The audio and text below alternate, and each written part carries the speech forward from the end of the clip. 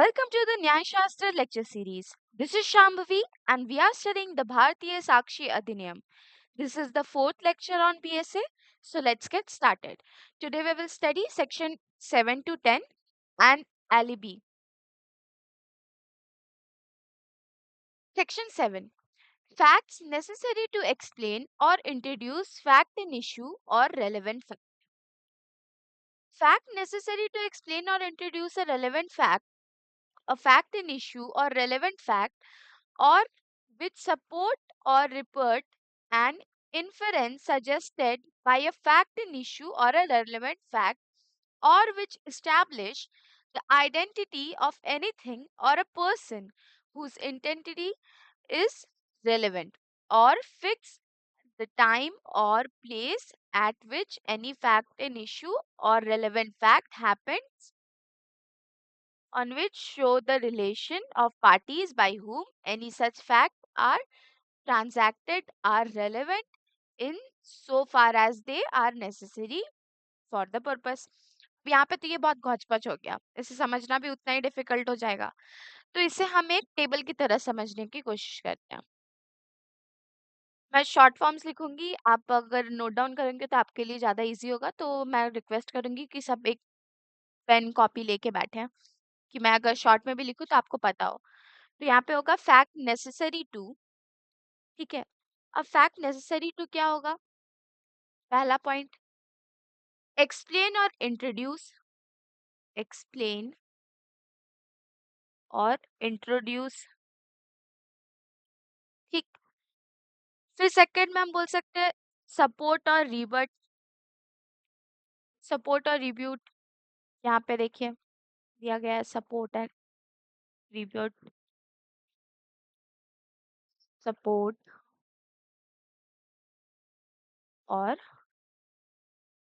रिबट। Third में हम बोल सकते हैं establishes the identity of any person, किसी भी पर्सन का आइडेंटिटी को स्टैब्लिश करता है, establishes the identity of any person.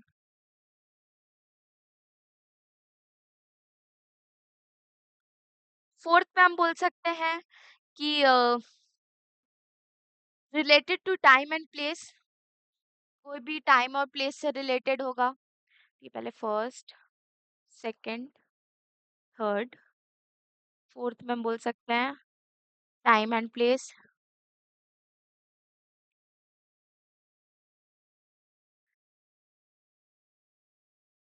उसके बाद फिफ्थ में हम बोल सकते हैं which shows the relation of party, fifth में which shows the relation of party.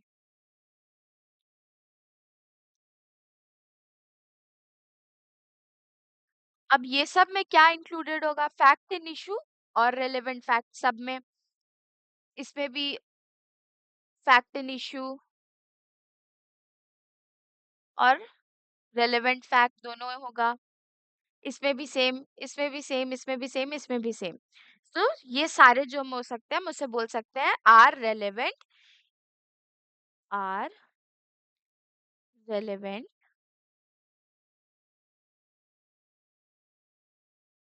ठीक, as they are necessary for that purpose, क्योंकि ये सारे जो है ये नेसेसरी है एक पर्पस के लिए, तो ये हम बोल सकते हैं कि रेलेवेंट है। अब यहाँ पे एक इलस्ट्रेशन है। The question is whether a given document is a will of A, the state of A's property and of his family at due date are alleged by will may be relevant fact। यहाँ पे क्या बोलता है कि the question is weather ए का जो document है वो ए's प्रॉपर्टी, वो स्टेट करता है कि ए का property and of his family at the date of alleged will may be relevant fact. तो वो बोलता है कि यहाँ पे रेलेवेंट फैक्ट होगा क्या, तो उसके लिए क्या क्या होना चाहिए? एक्सप्लेन और इंट्रो होना चाहिए, सपोर्ट और रिब्यूट होना चाहिए, टाइम एंड प्लेस सेम होना चाहिए, which shows related parties होना चाहिए, establish the identity of a person होना चाहिए, तभी वो relevant होगा. अभी यहाँ पे एक केसला है, कांता प्रसाद वर्सेस दिल्ली एडमिनिस्ट्रेशन 1958 का ये केस है. The purpose of holding test identification ballot to the test, the statement of witness made in court that the test identification ballot, which belongs to the investigation stage, is conducted to assure the investigation is going on a right direction. ये केसला में हुआ ये कि the purpose of holding, यहाँ पे test identification test हुआ था, तो वहां पे विटनेस का जो भी स्टेटमेंट था उसका इन्वेस्टिगेशन जो हो रहा था कि वो राइट डायरेक्शन में जा रहा है कि नहीं. Moving forward, section 8, things said or done by conspirator in reference to common design. Where there is a reasonable ground to believe that two or more persons have conspired together to commit an offense or an actionable wrong, anything said, done or written by any one of such person in reference to their common intention after the time when such intention was first entered by one of them is a relevant fact as against each of the person believed to be so conspiring, as well as the purpose of proving the existence of conspiracy as the purpose of showing that any such person was a party to do it. अब ये भी बहुत difficult हो जाता है समझने के लिए, बहुत पहुंच पहुंच है, तो इसे भी हम एक टेबल के फॉर्म में देखते हैं. तो relevancy of statement made by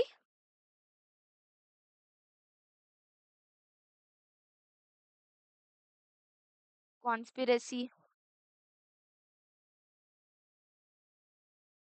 जो कि सेक्शन 120 ए में डेफिनेशन है, और 120 बी में इसका पनिशमेंट है.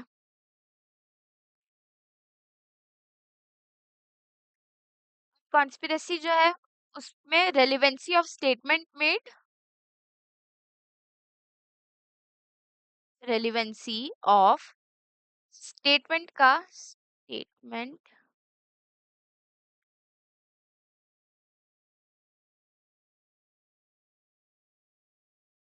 मेड या फिर और एक्ट डन, ये क्या हो जाएगा, बाय कॉन्स्पिरेशन आर रेलेवेंट. ये दोनों जब बाय कॉन्स्पिरेशन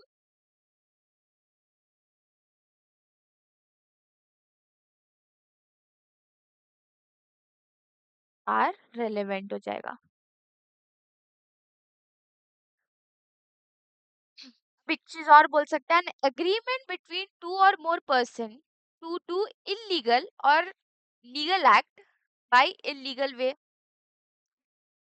जब कोई अग्रीमेंट हो बिटवीन टू पीपल कोई इलीगल एक्ट या लीगल एक्ट को करने का एक इलीगल वे से. एलिमेंट्स यहाँ पे क्या हो सकता है कि टू और मोर पर्सन होना चाहिए, कॉन्स्पिरेसी होना चाहिए, कॉमन इंटेंशन होना चाहिए, स्टेटमेंट ऑफ कॉन्स्पिरेशन होना चाहिए. तो ये बहुत इजी हो गया. अब ये टेबल के फॉर्म में अगर हम पढ़ते हैं तो relevancy of statement made by conspiracy, जो कि डिफाइंड है 120 ए में, और इसका पनिशमेंट है 120 बी में. इसमें बोलता है कि रेलेवेंसी ऑफ स्टेटमेंट मेड और act done by conspirator are relevant. अब आगे बढ़ते हैं तो यहाँ पे है section 8 of BSA, a conspiracy is entirely a sacred affair. Conspiring means few people come together to do an application with common intention. So, in the same context of criminal conspiracy, is the act of least two or more person to do an act which is not authorized by law. This section of BSA talks about the things said or done by conspirator. Section 8 provides for the relevancy of this its statement made or act them by conspiration in reference to a common design. This section provides that if there is sufficient grounds to believe that two or more person has consequences to commit an offense or an actionable wrong, then anything that is done, written, or said by anyone of them, then imprison of a common intention, the same as relevant facts against all conspirators. अब यहाँ पे भी एक case law है, भगवान स्वरूप versus state of Maharashtra. In this case, Supreme Court pointed out that the expression in reference to common intention has a wide scope than the expression in furtherance of common intention used under English law. I hope ये case भी clear हो गया. Moving forward to section 9. Section 9 में we have a term alib. तो इसे हम पहले table के फॉर्म में एक देखते हैं. ये पहले सेक्शन 11 में हुआ करता था ऑफ इंडियन एविडेंस एक्ट का. सेक्शन 9, यहाँ पे हम डालते हैं एलबी. इसका मतलब होता है मीन्स एल्सवेयर. ठीक है. इसका डेफिनेशन,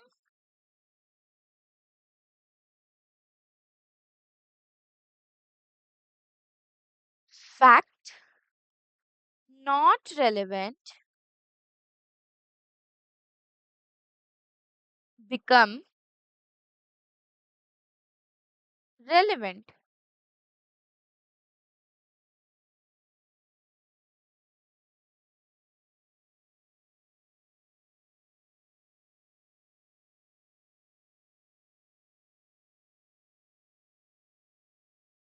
ये एक लैटिन टर्म है. ठीक है.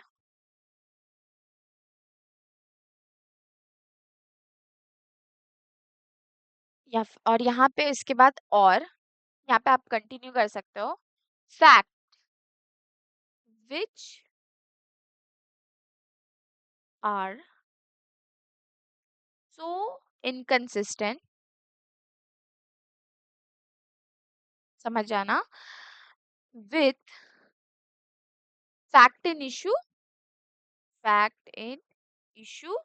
or relevant fact becomes relevant.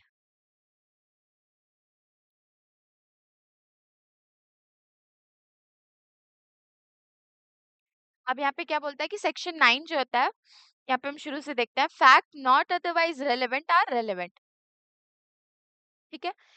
If they are inconsistent with any fact in issue और रेलेवेंट फैक्ट. या फिर सेकंड बोलता है इफ बाय देमसेल्फ और in connection with other fact they make the existence or non-existence of any fact in issue or relevant fact highly probable or improbable. यहाँ पे क्या बोलता है कि यहाँ पे बोलता है fact otherwise relevant are relevant if they are inconsistent with any fact in issue or fact relevant fact. यहाँ पे बोलता है कि अगर कोई fact inconsistent है fact in issue और relevant fact से. फिर बोलता है कि if by themselves or in connection with other facts they make the existence and non-existence of any fact. कि मतलब कि बोलता है कि by themselves वो अपने खुद के बल से connection with other facts they make existence, मतलब कि अपना existence prove करता है या non-existence किसी भी fact in issue और relevant fact का, वो highly probable और improbable हो जाता है. अब यहाँ पे देखते हैं सेक्शन 9. इसके लिए एक टर्म यूज है एलिबी, मींस एल्सवेयर. ठीक है. इसका definition fact not relevant becomes relevant, easy term में बोले तो. और या फिर fact which are so inconsistent with fact in issue और relevant fact becomes relevant. What is alibi? Alibi is a Latin word meaning elsewhere. It is a defense used by the accused claiming that they were not presented at the scene of crime when it was committed and therefore could not have committed the offense. अब यहाँ पे क्या बोलता है कि alibi जो है वो एक लैटिन वर्ड है जिसका मीनिंग होता है elsewhere. अब ये डिफेंस में यूज होता है एक्यूज्ड के claiming that they were not present in the scene of crime. ये क्लेम करने के लिए कि जहाँ पे क्राइम हुआ था वहां पे वो प्रेजेंट ही नहीं था. Sorry, in the scene of crime when it was committed and therefore could not have committed an offense. अब अगर ये बोल रहा है कि जब वो क्राइम हुआ था, मैं यहाँ पे अब सपोज दिल्ली में कोई क्राइम हुआ है और उसी दिन ए अपना फ्लाइट से मुंबई आ जाता है, तो ये यहाँ पे यूज कर सकता है. और यहाँ पे दिल्ली में एक जहाँ पे ए रहता था वहां पे एक मर्डर होता है, वहां पे एक मर्डर होता है और एक ए को एक्यूज माना जाता है. तो ए यहाँ पे प्रूव कर देगा कि मैं तो उस दिन दिल्ली में था ही नहीं, मैं तो मुंबई में था. तो यही हो गया एलिबी का मतलब. अब legal position of alibi under Indian law. Although not mentioned directly under a specific section of BSA, alibi is a rule of evidence recognized under Section 11 of the Old Evidence Act, now incorporated in BSA as well. Relevant fact. If the existence of a fact is inconsistent with the existence of for another fact in issue, it is relevant.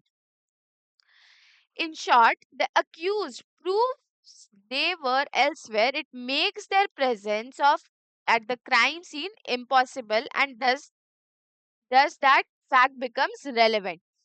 Section 9. Fact necessary to explain or introduce a fact in issue are or relevant fact. This section allows for the admission of fact that explain or introduce fact in issue or relevant fact, support or rebut an inference suggested by a fact, establish identity or relationship, show the time and place at which the fact occurred. अब application of alibi क्या है? Evidence that support or rebuts an alibi can be admissible under section to introduce, explain or support relevant facts like time and place. अब alibi का use कहाँ पे होता है?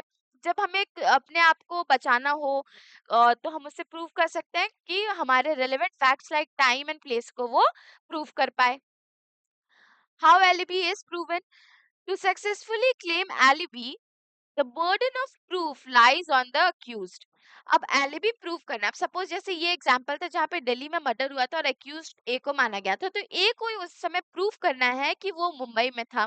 अब उसको प्रूव करने के लिए मे बी उसके पास फ्लाइट्स टिकट होंगे, कोई वो एटीएम विजिट किया होगा तो वो होगा, कोई होटल गया होगा तो वहां का बिल होगा, वो सब उसे प्रूव करना होगा क्योंकि बर्डन ऑफ प्रूफ अगर ए बोल रहा है कि मैं वहां था ही नहीं तो ए पर आ जाता है. अब section 10. Facts tending to enable court to determine amount are relevant in suit or for damages. In suit in which damages are claimed, any fact which will enable the court to determine the amount of damages which ought to be awarded is relevant. तो यहाँ पे भी हम इसे देख सकते हैं जैसे in suit for damages.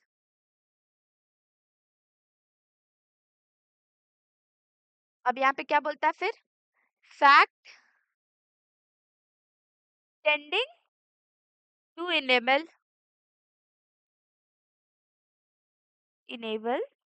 the court to determine, यहाँ पे the court to determine amount